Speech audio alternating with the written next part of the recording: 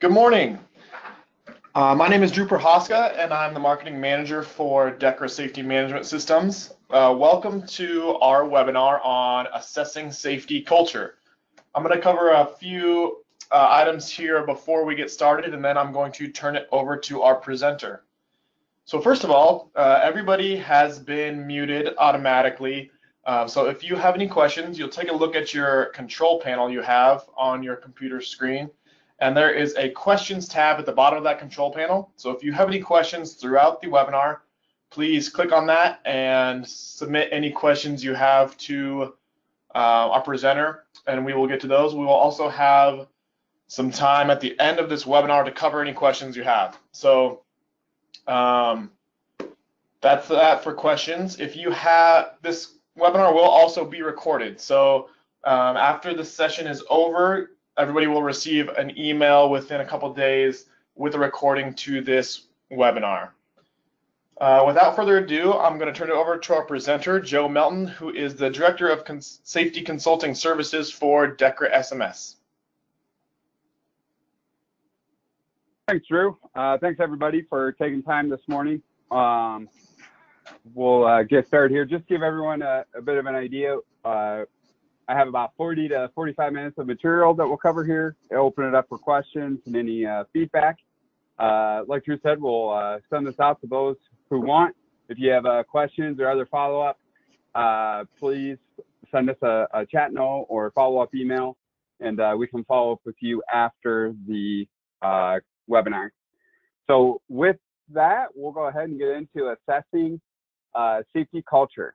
And our agenda, what we're going to give a quick definition of culture and how safety fits in, kind of measurement options and tools. So it's not going to be just looking at surveying. There's some other tools that we utilize as third party, so kind of giving you an under the hood look, some inside secret, trade secrets there, some results from our database and how we traditionally look at surveying, some leading trends that we've picked up on here at DEKRA SMS, and other benefits that aren't always obvious with surveying.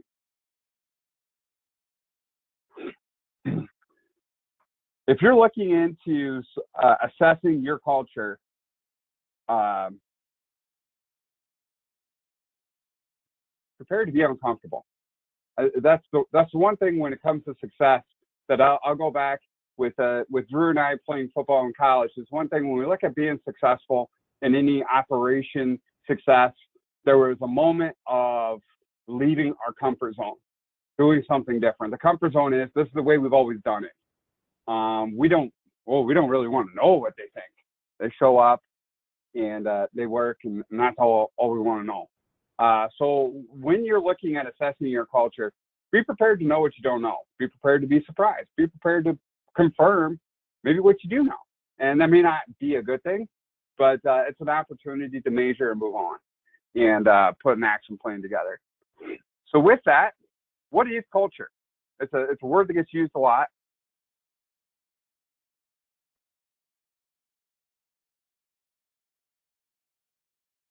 I like to look at what employees do when no one's watching.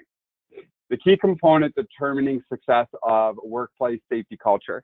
You have your overall culture of your organization. You opened the doors this morning for business. You have a culture.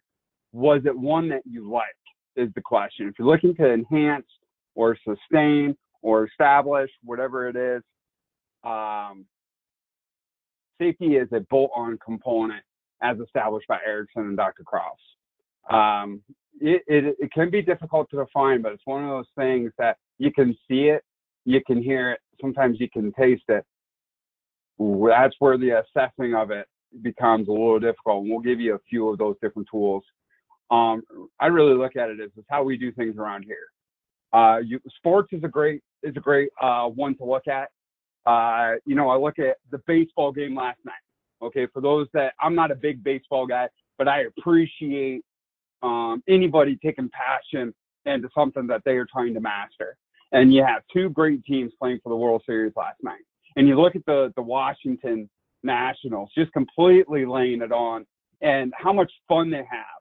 And one of the things that was awesome for me watching it with my 12-year-old who is getting into school sports and understanding the component of culture and teamwork and that continuity, how important it is. You're seeing grown men in a bullpen after a guy hits a home run, pretend race car driving. You know, that stuff you can't mimic. When you talk about culture, you can't fake a culture. You can't fake be a leader. You know, so I look for those that don't watch baseball, have no idea what I'm talking about. When we're done, go ahead and Google and YouTube this national team. Whether they end up winning it or not, I have no idea. I think they're up 2-0. And I'm not a big baseball follower, but I saw that last night. And my wife and I, with 12-year-old, we showed her she's getting ready to start basketball. You know, this is what successful teams look like. Yes, you need talent. Yes, you need hard work. Yes, you need skill and ability. But once you get past those key things, continuity and that culture, you know, they have an individual last year that was, I think, the MVP, and that Bryce, it was almost a addition by subtraction in a way, that they lost this huge hitter, but they brought them more together. And it's how they do things around here. People will have a decision to make when they see a culture.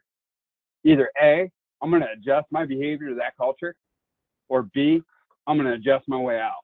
They may try and buck it, try and poke at it, make fun of it, drag it down, go against it, but eventually that culture is like a phalanx.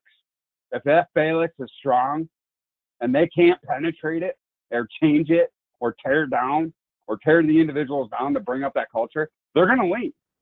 And then many times addition by subtraction is okay, even in this tough market of finding labor employees with a low unemployment. So many of you are looking at assessing your culture as an upper hand in your areas. I see some of the individuals have joined us today, and the registry list. Some of you are in very, very difficult situations. You're on a suburb of Portland, Oregon right now that's sitting at a 3.1 unemployment. Some of you have Amazon and huge warehouses and other employment opportunities that you got to compete against. Maybe they can pay more than you can. What are you offering to counteract? What in the culture? Not just safety. What in the culture? So that's my big rah-rah coach, kick us off.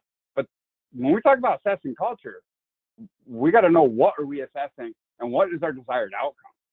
And desired outcome is total teamwork and maximize efficiency. And that starts with morale. People work harder when they like where they work, period. End of story. We all know that. I work harder for those that I enjoy working with or working for. And all of you can relate back to that.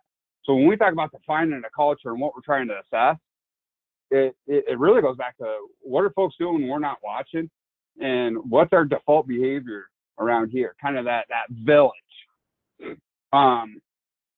Safety culture is a key leading indicator for workplace safety. It's one of the great ones that we have. It's, you know, when we talk about culture as well, many times it's just going to be a perception. How do we perceive things around here? And one of the common ones that come up when we do assessments is when it comes to near miss and observation programs or peer-to-peer programs or any positive proactive catch programs, you know, whatever they are out there. And you ask the individuals, hey, do you think people are pencil whipping this thing? Oh, yeah, pencil whipping's going on. And it's like over 50% it's got to be pencil whipped. And then we ask, well, how many of you pencil whip? Oh, I don't do it. I'm not the one. Steve, are you doing it? No, Julie, I don't pencil whip. You blaming me? And what you find out is the perception of a culture might be there's pencil whipping, but when you ask people, are you the one faking it? Oh, no, I'm not doing it. I got integrity. So many times when we look at a culture as that leading indicator, what is driving that perception? What is the word at the cooler? What are people saying? And that goes into the second bullet. What's our beliefs, attitudes, traditions, and perspectives? That's ultimately what's going to drive employee motivation. If employees don't have a reason to look over the fence at the greener pastures, they're not distracted. They don't make mistakes. They come in and work harder for you. They'll put in that extra 5 hours of overtime in that week. They're going to have a little more attention to detail. They're going to care more about the customer and the product and the quality. Everything falls in place when you maximize employee motivation. But if employees are in doubt of the organization, in doubt of the location, in doubt of what's going to happen, or it's a blame culture, or the supervisors really drive people down and control with whips and those things. And it's, well, is somewhere else better than this? You know, yeah, I need a paycheck, but man, I don't know if I want to come here every day. This place is miserable. So ask yourselves, before we go any further, are you an employer of choice, or are you an employer of last resort? And no need to message me. That's for yourselves. When you go into an assessment, we go back to the very second slide, prepare to be uncomfortable. If you're not sure where you're at, I'm probably going to go ahead and answer for you. You're probably not an employer of choice. Okay, if you are an employer of choice and you're on this, you're like, how do we stay here? How do we keep our good people? How do we stay on top or on the pursuit of excellence? So really tapping into that motivation. So some key measuring methods. We're going to look at surveys. Okay, so surveys is kind of the classic, but we're also going to look at focus grouping, interviewing. You know, there's other ways of surveying as well. That doesn't have to include a you know, a bubble sheet or your traditional Scantron sheets that are out there, or scan sheets, I guess. We also can look at behavior sampling and tallies. So those are the three methods of assessing a culture that we're going to look at. We'll give you some tips for utilizing, some resources to tap into, and then some results as well that we've seen. Going to go ahead and start with task tallying. This is something that you can start very easily, but there are some pitfalls that you want to be aware of. You first want to utilize some skilled set of eyes. So tap into your EH&S, HR staff, potentially some of your manager, senior leaders, and essentially all you're doing is observing and reporting. There's no feedback conversations. It's just a simple tally walk, you know? So just to give an example. So if I'm out in a manufacturing environment and they're building widgets or whatever, you know, I'm just going to take a half hour, 20 minutes, whatever it is, and I'm just going to walk around and tally safe and unsafe. Okay, that's it. It's just a simple, safe and unsafe for different tasks. Climbing a ladder, safe. Lifting, safe. PPE, unsafe. Proper utilization of power equipment, you know, and so on and so forth. And then it's going to begin to give you a quick snapshot. What you want to be careful of is kind of the hiding with binoculars, and then you see someone do unsafe, and then you jump them. Okay, with behavior tallying, in some cultures and some locations, is not going to be beneficial for you. It'll actually be the opposite. It'll create more of that distrust. So this is can be efficient and a very effective model of sampling behavior choices in mature environments.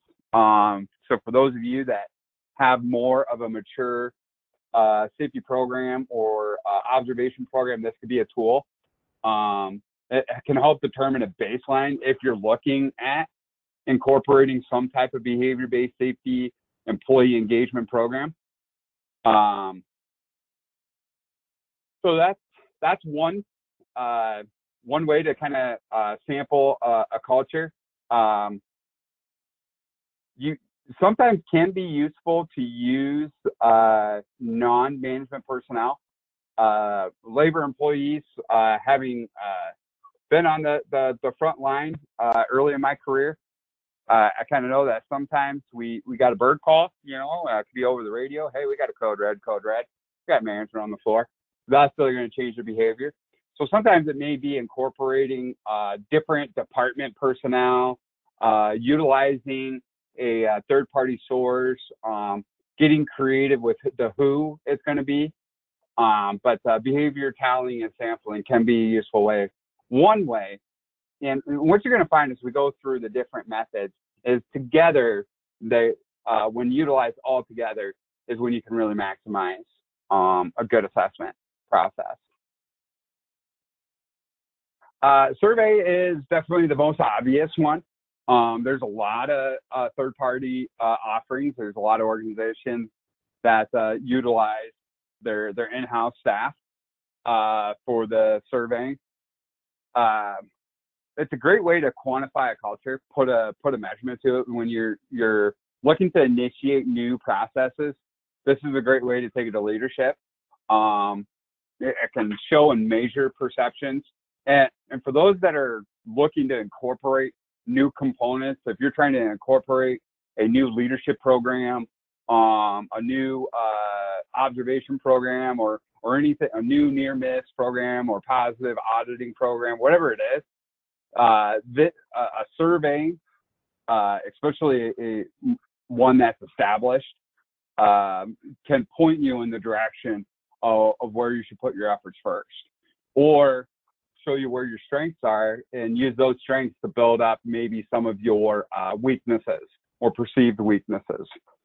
Some tips that we picked up there, and some of these are obvious, but you'd be absolutely amazed how many surveys we help conduct and assessments that we conduct, and these things are not always carried out.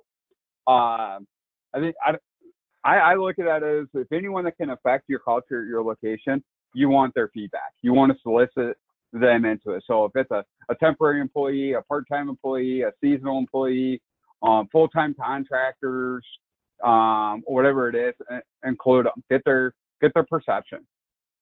Solicit written feedback. That's kind of the golden nugget of a survey, is when they're allowed to give a general note. And this is important from the facilitator. So whoever is orchestrating at a location, a department, a business unit, a company, whatever it is, wherever your key facilitator is going to be, really want to stress to them, give us your feedback. Let us know what we're doing that you like. Let us know maybe what we've done that needs to be tweaked. Give us critical feedback. But the one thing that I always verbalize in any assessment that I assist with is, I say, we want your feedback, but also give us a solution. This isn't necessarily where it's a complaining board, okay? We definitely want to know and be critical, and we want to improve, but you got solutions. So more specific you are with your written feedback, the more specific the action items can be. So really, kind of as you're facilitating feedback from the employee base, whether it's management, supervisor, team leads, down to frontline employees, temp, whoever it is, give us feedback. Let us know how we're doing. Let us know where we need to improve. Offer in common language. This is also a pitfall that is common. Don't assume that every single person in the room, even that they may speak English or another language, really solicit what language are they most comfortable in reading. And another one is allowing appropriate time. I've seen where some organizations send a survey home and the paycheck and put a note in there, hey, fill this out at home and bring it back. If it's important to work and safety is truly going to be the number one. I love the note. I love the posters. Safety is number one, but we're going to send the survey home because we don't want to pay our employees to take it. Is it really number one? You just send a message. When a pre-toolbox talk, allowing appropriate time, not rushing them. Not every single person reads at the same speed. I'm going to take myself. I am not a fast reader, but I read it once and I remember. A simple 20, 30 question survey. Me, I'm probably a 15-minute guy. Okay. And then the next person, maybe they're half the time. Some people struggle with reading. It's a very embarrassing thing for employees to raise their hand and say, I can't read well. Okay, I just look at my own father, who worked on the railroad for 38 years. He read about a 5th grade reading level. At 5th grade on, I could read better than he could. That's embarrassing. And then you add on that he was dyslexic. That's really embarrassing. Those individuals are not raising their hands saying, hey, I can't read real good. Can you slow down and read this better for me? No, they're going to pencil it. They're going to skip questions, and you got nothing out of them. It sounds like a very simple thing, but it's one that commonly gets missed. So also read the question. Say, hey, I'm just going to read the questions for those that want to follow along. Can really be helpful. Using translators, or if you have someone in a room that is dominant in both languages, or fluent, I guess, maybe not dominant, solicit their assistance. But don't let the language gap be a barrier to why we're not going to include an employee base. So either find a third-party carrier that offers surveying options in the languages you have on your workflow, or find internal options that are available for you. But don't. That's the one common thing that we've picked up on lately. Some options. Written appropriate for your workforce.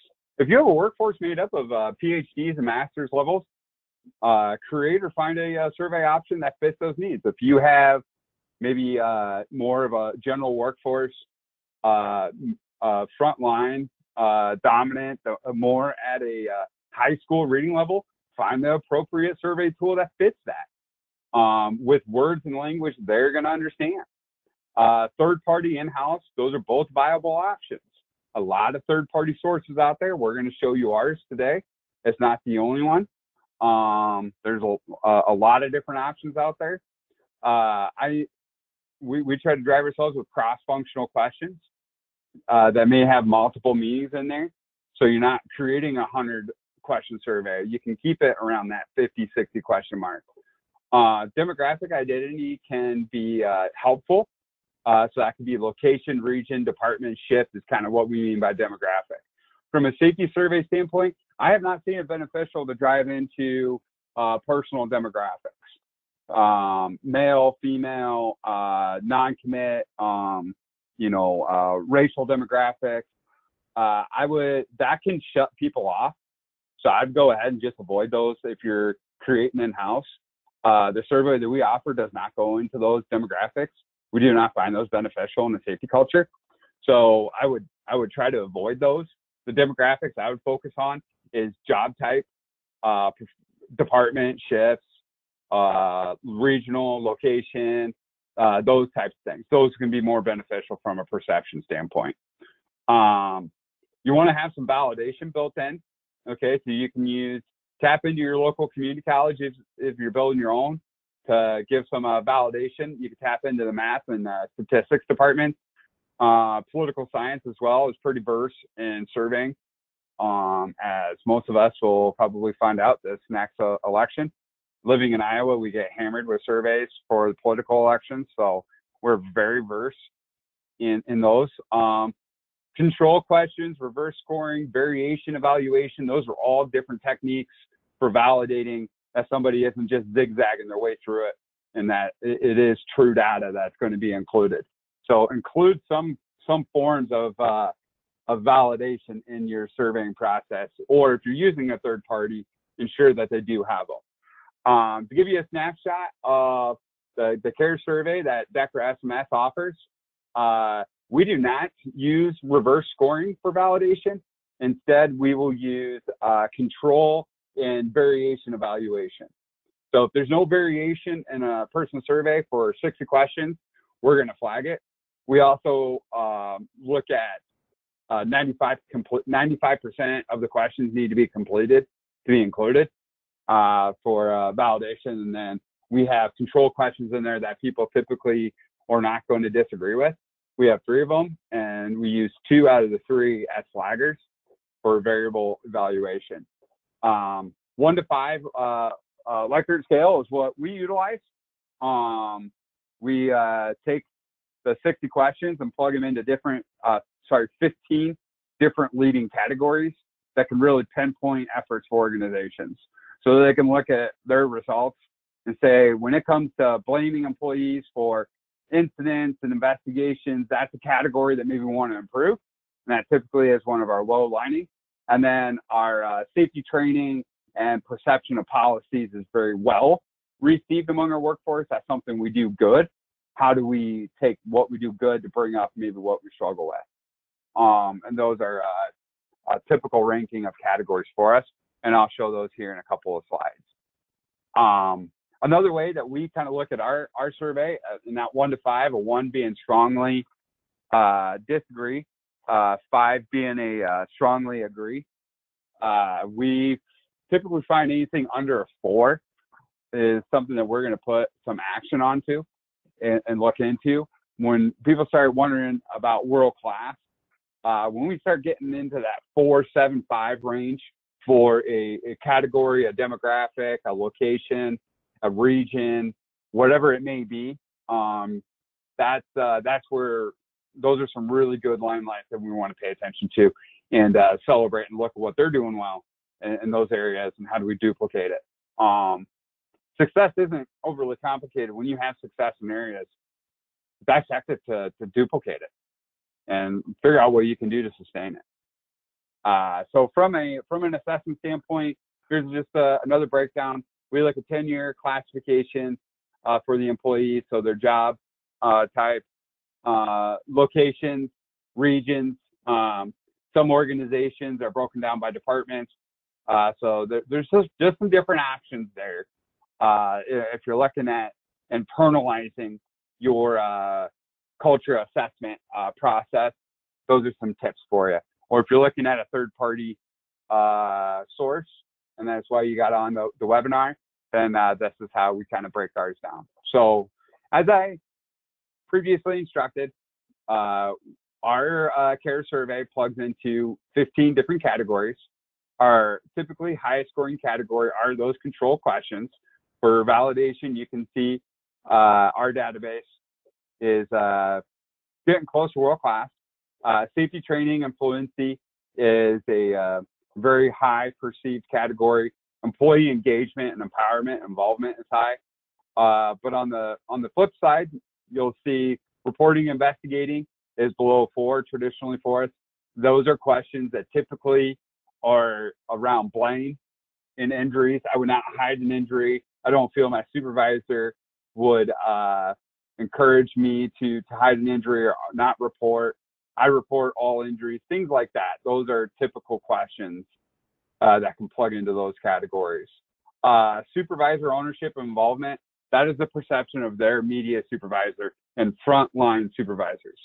So those are those questions that can plug into those is my immediate supervisor or team lead takes workplace safety personally. My supervisor regularly communicates with me about safety, those types of things. Safety department functionality, and then the overall general culture forms out the category list. A common demographic that we break down is tenure type. Traditionally within our database, that 0 to 2, 2 to 5 perception is high, those middle employees, and then that 10 to 20. What we're finding lately, our database is beginning to shift, and it contradicts our 13-year database that we have. Our most recent database is beginning to look like a smiley face. I would say the one trend and change in workplace culture is onboarding.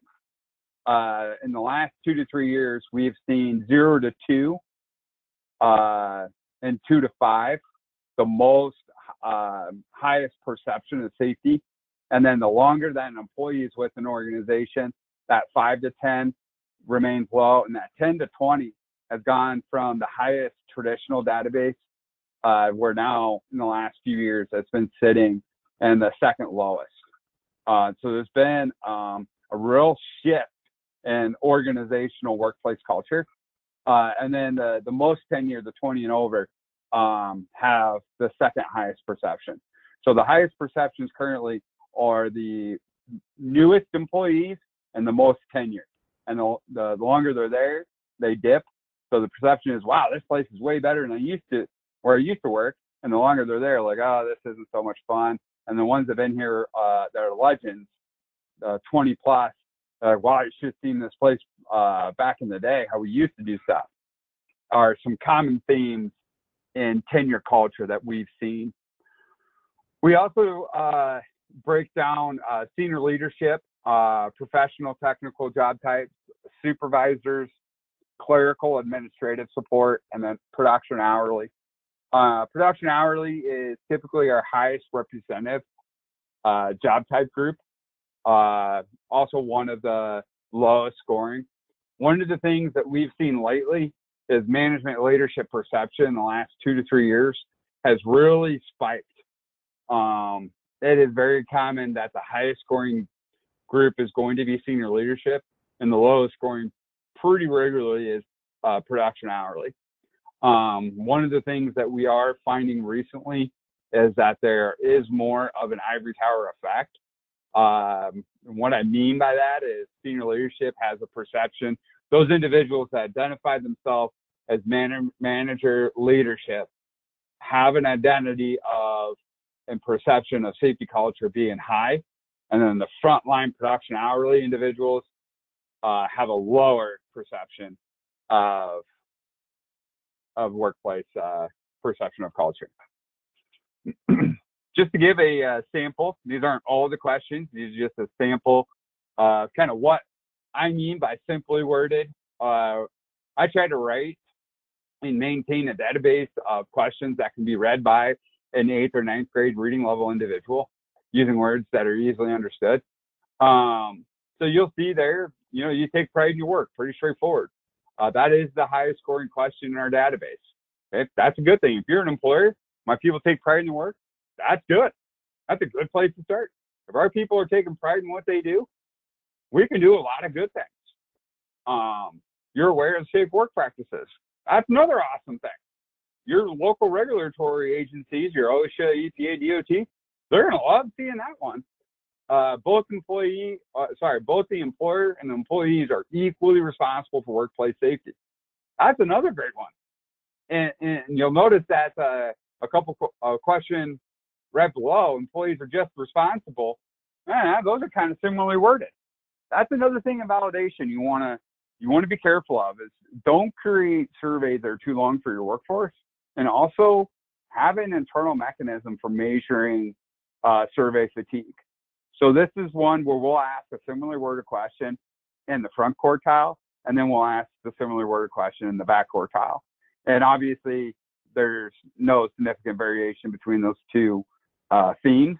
So survey fatigue is a validation technique, and we commonly do not see it in our survey. So for us, that's a good thing. We see that the survey takers are engaged all the way through the process, and that's what you want to see. So this is just some samples of our top scoring questions of what we typically see. Reporting, surveying is one portion, but surveying and not giving any communication to the front line can be extremely detrimental. It'll do more for you than never surveying at all. So if you're internalizing it or using a third-party source, whatever it may be, narrow in on 3 to 5 themes and recommendations that you want to focus on and communicate out to the workforce. Have an action team. So if you have an internal vision team already, put the action items, because you may have 3 to 5 general recommendations, but you very well through the process could end up with over 100 action items. What I mean by that is, remember, we're soliciting feedback and written notes and the comments from those individuals. So they very well might write in there, bin 3 ladder on the north side is broken, needs to be fixed. That's an action item. Not necessarily going to be a general recommendation. A general recommendation for a survey typically could be, we want to reevaluate onboarding safety training. We want to reevaluate and enhance supervisor soft skill development. So those can be some recommendations where action items are more specific and really more around the comments and soliciting feedback there. Identify and communicate key leading points to the workforce. Let them know what's good. Don't just show them all the bad. Let them know what you're doing. Let the workforce know, hey, we did a survey. This is what we're doing. We have an action team. We have 100 action items that are getting fixed. Some of them are ladders, fall protection, PPE assessment, and availability. These are the recommendations we're following through with. But these are also the things we do well. So we want to celebrate to our workforce. We take pride in our work.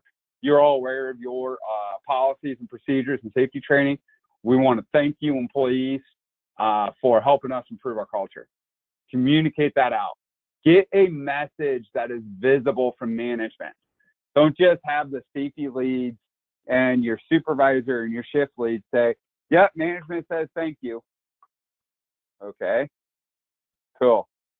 Now back to work. Get a visible message. Be visible. That is the one thing that we're noticing in the last 2 to 3 years is the visibility of senior leadership. It's almost like an allergy to step out of their office, or even creating a visual message that can be portrayed out to the workforce. Many organizations that are on here, you're spread out. To physically put your senior leaders in every location, department, whatever it may be, is difficult. Have a visual recorded message then. Be visible with your message. Designate action team for larger organizations if you need to. So that kind of ties up surveying as the most obvious. One kind of 1B to the survey that we find is an organization will gather this information. A survey is great at telling you the what. It doesn't necessarily tell you the why. I do have a question blinking at me. Yes, the PowerPoint will be available. Send through your email. And, sorry, I believe in registration, we have your emails as well. We'll get those sent out. So I answered that question. When we do the survey, it's great at telling you the what, not necessarily the why. So for organizations that have that desire to keep digging deeper, focus grouping can be a very effective tool. You can do it in-house. What I find many times, though, a third-party source, the employees can be more open. I've conducted several hundred of these, and what I find, I almost feel like a religious priest in a way, I guess. That as soon as I step in there, it's like a confession. They just start telling me everything. You know, that's like, I stole 10 cents out of the cookie jar last week. I'm like, all right, hey, that's okay. That's not why I'm here. I'm not HR. Let's talk about the safety culture. So know your environment, know your workforce. If you think there would be guardedness to a company employee, utilize a third-party source. And there's so many available resources anymore. Obviously, third-party consultants like DEKRA, but your local community colleges have interns. They have internship programs. They have students that need to do interviewing hours. Give them the questions and have them interview. Okay. So a lot of different options available there. This is Joe's scientific method. Okay. I typically try to target 10% for a sample size. Is it perfect? No. Does it need to be 10 all the time? What if it's 9.9%? Is that wrong? No. It's just a starting center line. Try to have cross-functional groups, but keep same types together. They're more open. So I'm not going to grab a senior leader, 2 supervisors, and 3 operators and put them in the same focus group. Those operators are going to sit there. Hey, how do you think senior leadership takes workplace safety personally? And I look at the 3 operators and go, oh, it's great. Yeah, they'll tell you. And then you get them one-on-one. Hey, how's safety really around here? Oh, it's great until you get busy. Okay, tell me more about that. So get them in their comfort group and asking open-ended questions, and use your survey to pinpoint, hey, how is the safety training? Do you feel like it's really effective? Is it when you're going through your annual training and hands-on and certifications, do you really feel that it helps protect you to risk? Yeah, I think they do an excellent job. And so that can validate what you're finding in the survey. So use those categories to lead you into topics you want to discuss. Many times I find people want to talk. People say, well, how long should we allow? I've had groups of 5 or 6 people take 30 minutes, and I've had supervisors come knock on the door after an hour and 15 minutes. Hey, you done yet? Nope, they're still going, man. These guys are chatty, and it is great. One thing you want to be careful of from a facilitator is getting too much side talk. I know that sounds obvious, but these frontline folks, what I find, oh wow, he brought donuts, we got coffee, we got soda over there, and it's 72 degrees in here, and it's negative 15 outside. They'll give each other a code language. Hey, let's drag this out. Let's distract this dude. Oh, he likes football? Let's talk about football for 2 hours. So be conscientious of side talk. You want to get them comfortable, but we don't want to drag the thing out just to drag it out to get them away from their job. And I talk about outside personnel as well. So indicators of a strong culture, management consistency, consistently setting the example.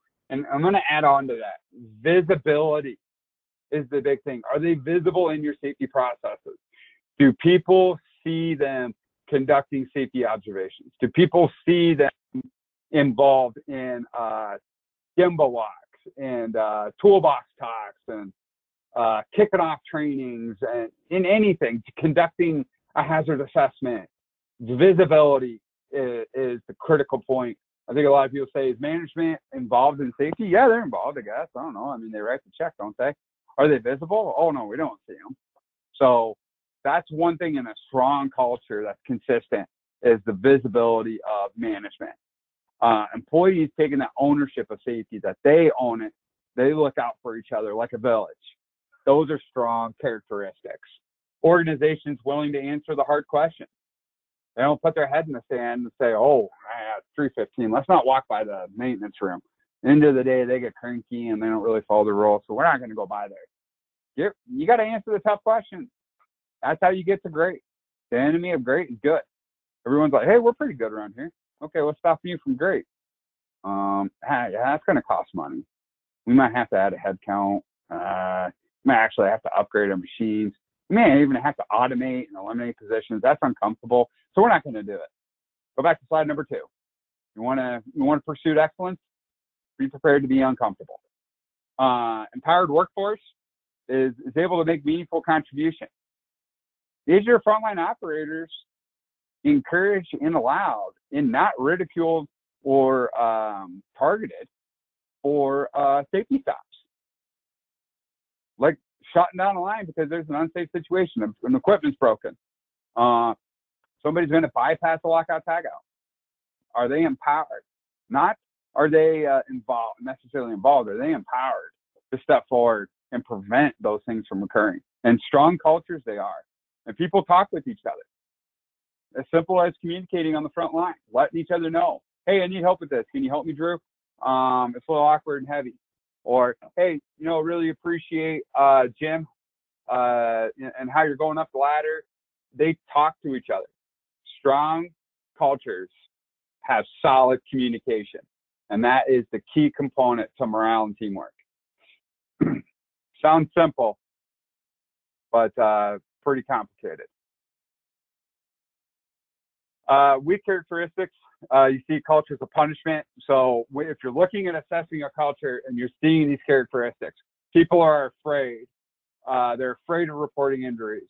They're afraid of their direct supervisors punishing them. It's a very beat down, hostile work environment. Lagging indicators. Our recordable injury rate is going up. Our recordable injury rate. And people associate safety with, well, what's our recordable injury rate? A low recordable injury rate is not an absent of injuries. It's not an absent of risk.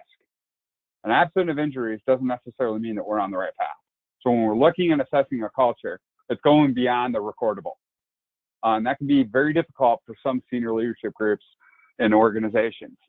Other weak characteristics is manage safety by looking at what's happened, only reacting. Leading indicators, what do people do? Not what we avoided. People have to do a safety talk. People have to fill out and do a lockout tagout. People have to do a BBS observation. People have to do a corrective action.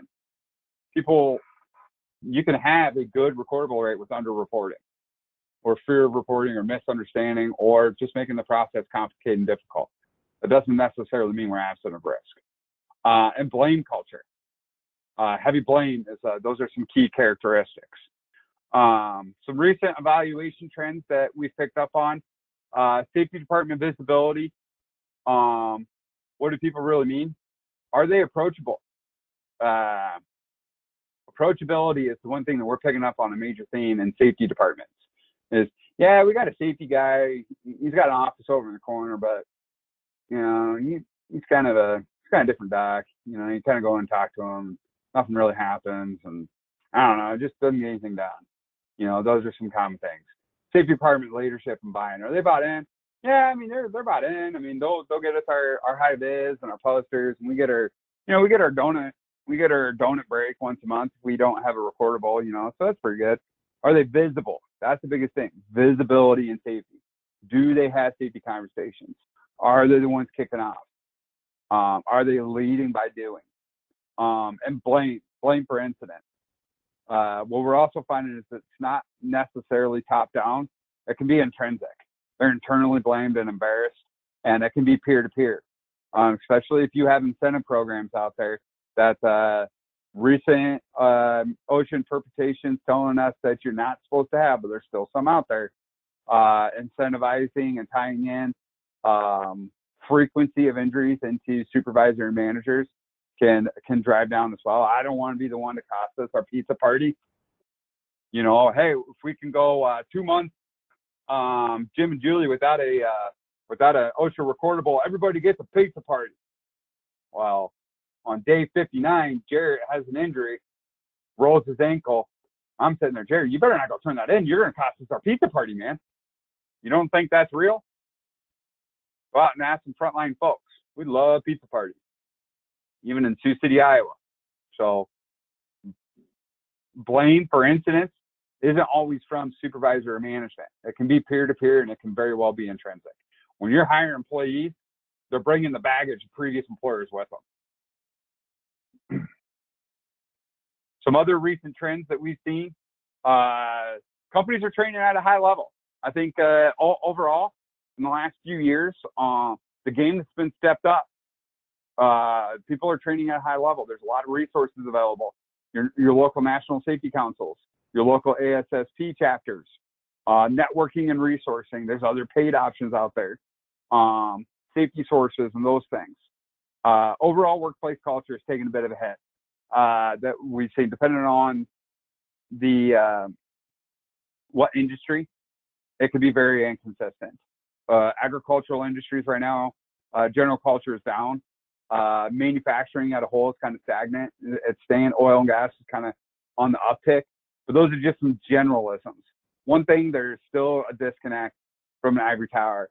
And I have a picture of a great college football coach, Bear Bryant, the late Bear Bryant. But he was famous for coaching from a tower.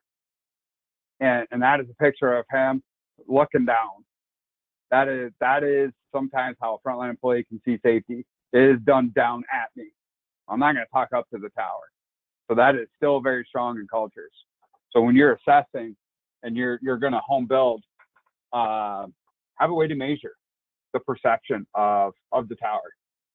Don't necessarily word it that way. Find a different way to word, but is there open two-way communication, or is it top-down driven? That can drive down reporting and a fear culture, and ultimately want people to look over the fence. So benefit, morale, motivation. If people feel like they have a voice and true buy-in is seen in the action, they're not going to leave for $1 more an hour. You know, yeah, you know, XYZ company down the street, they're hiring, they're going to pay $1 more an hour, and they got a $500 signing bonus. But, you know, I don't know, my supervisors, he's pretty good. And our local management team, you know, they do this survey every year, and they fix stuff, and they really want us involved. I don't know if I really want to leave this, what I know is good, for something I don't know. If throwing money at your frontline employees is not an option, you're just not raking hands over fist and profit. You have tight profit margins. You're a low-cost producer. You need to be offering something different. You need to offer something more. What's the extra?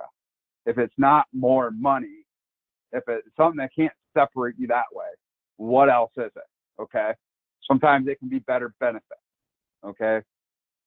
And that even still tied back to profit margins. Culture, folks, you want to keep your people. You are better when your best people stay. Keep up with culture. Have an honesty. Show a vision and path for the journey. This is what we learned from our cultural assessment, but this is what we're going to do about it. Show those people and celebrate when you hit those milestones. 6 months after your assessment, if you've closed 90% of your action items out, celebrate it with the people. Say, hey, because of your feedback, show them how they were a part of it. Because you all did this, we got all these things done, and we're now better as an organization, at our product, customer service, quality, safety, everything. Show leading indicators for improvement. Corrective actions closed on time, incident investigations, total participation in employee-driven programs, applications for the safety committees, those things. Measure things people do, not just ram them down. Our recordable rate's not good. We have a high work comp rate. Our insurance premium rate is high. You're costing us money. You're an expense. Those are things that can really drive down your culture. You can improve those things with your leading indicators. And show message of commitment. You're in it together. So recap, I love this picture. Found it last night. I've got a 1 and a 3-year-old. You can definitely see them doing this. That's teamwork. So recap, when you're doing an assessment, facilitate and sell teamwork. Sell that this is going to help us come together. Show them that we're inherently entrenching a value into your safety to the employee. We do care about you. You have a voice. We are listening. What is your purpose for the assessment? Start and stop at bullet 1. Your cultural assessment should be to show that you inherently care about them, that you care about their safety for them and their families, for you want them to get back to their families the way, if not better, than they came to you. Give them a voice. That's where ingenuity and creativity comes from, is when people feel like they have a voice. The value in surveys and assessment is follow through. To survey and do nothing is worse than not doing anything at all. And communicate findings, but also communicate what you've done with them. I'm going to end here. We look at the term safety culture. It's been around for years and years and years. When did it truly start? Was it Dr. Skinner in 1938? Dr. Kamaki in 1976? You know, the term safety culture getting thrown around. You can even go to Dr. Aubrey Daniels in the early 60s in his research. When was the first time safety culture? You know, it's kind of hard to peg that down. But we can look at a year that became more of a trend. And 2 tragic events in 1986. I was essentially 6 months old when the Challenger exploded. Okay, so no firsthand experience there. But having Google and Wikipedia at my fingertips, you can look at 2 vast differences. And since 1986, safety culture became more of a organizational cultural value. But you look at how these 2 were handled. Challenger explosion, 8 individuals were killed.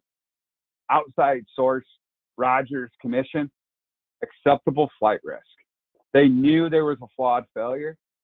They've been operating with it for 9 years. The engineers just is acceptable flight risk. One of the 9 key findings from the resident expert, Richmond Feynman, was he found there was critical flaws in NASA's safety culture. They did not blame the people. They looked at structural component system failure and the culture. Vast difference than Chernobyl. The first international investigation, you look at Chernobyl affecting far more people than the Challenger did, but somehow the Challenger explosion investigation took twice as long as Chernobyl, and their immediate findings were to blame the operators. Okay, obviously, later reports found a plant design, training, and culture, but that was post-Soviet fallout. So you look at those 2 historical examples of safety culture breakdown and how 2 different organizations can respond from it. So some of you are on here, your organization has experienced a severe incident fatality disaster. How are you going to respond to it? You're going to respond option A or option B. That's why you're on here. You're looking for those tools to align yourself with more of option A. How do we look at this as an opportunity to improve rather than to blame our people? So with that, we're at 11:55.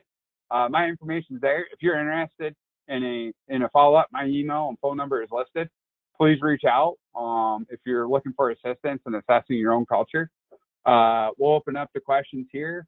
Drew, if you're still with us, if you have something to add here to let them know how to obtain the PowerPoint, go ahead. Yeah, so after this webinar is over, an email will be sent out to you automatically. When you registered, you put in your email address. So within the next couple days, everybody will get a recording of this webinar. There will be a video recording, YouTube link to our channel as well. So you'll be able to see and listen to this webinar again. And then if you have any questions, we'll stay on here for a couple more minutes as well. Feel free to type those into that question pane we talked about at the beginning of the webinar. And if not, you can also follow up with myself or Joe following the webinar as well. So we'll give a couple more minutes here and see if if we have any questions.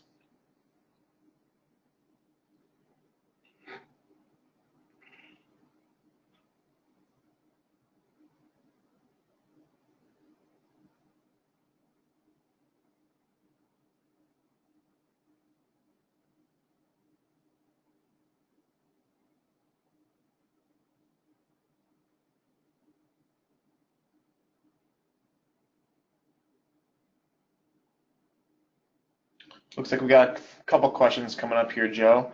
How many questions would you recommend for a survey? Yeah, so kind of go back to what's your purpose. Obviously, ours is 60 questions. I think sometimes that can be just a little lengthy for some frontline.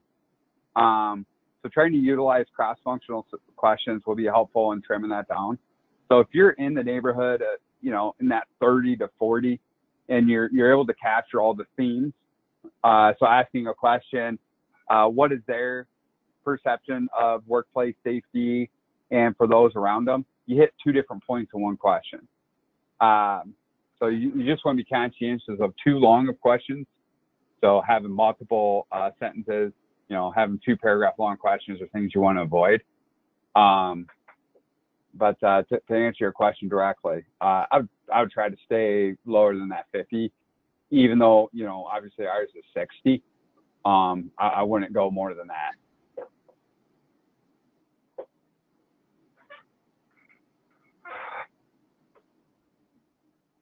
Good question though, Jared. Thanks, Frank.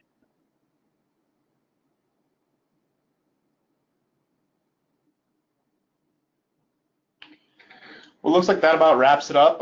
Again, I want to thank everybody who attended today, and like I said, we'll get the recording out to everybody. And if you have any further questions, looks like Jared has one more question here. Okay.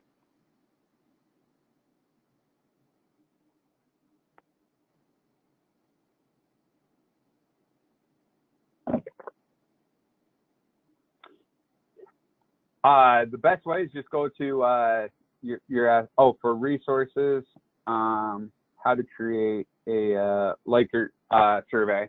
Obviously start with Google, it's free. If you're looking to internally create your own survey, I would encourage reaching out to your local community college and tapping into those statistics and mathematics divisions. They're typically going to have students. And it doesn't necessarily need to be a community college. You can even reach out to your local college, whatever it is. They're going to have even graduate students will help formulate and conduct surveys as part of their postgraduate work. And many times they're operating on a grant, or they'll just look for a small donation for their time. Obviously, I'll promote ourselves here at DEKRA. But if you're looking beyond a third-party source, those are some options for you to tap into. Your local National Safety Council, ASSP chapters, those are other resources. So I think I named 5 different options. So that's how I would go about it if I were in your shoes. If I were in your shoes, I'd just call call me. There's my number. But that's self-promoting, I guess.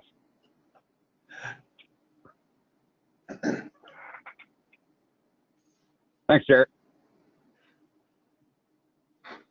All right, thanks, guys.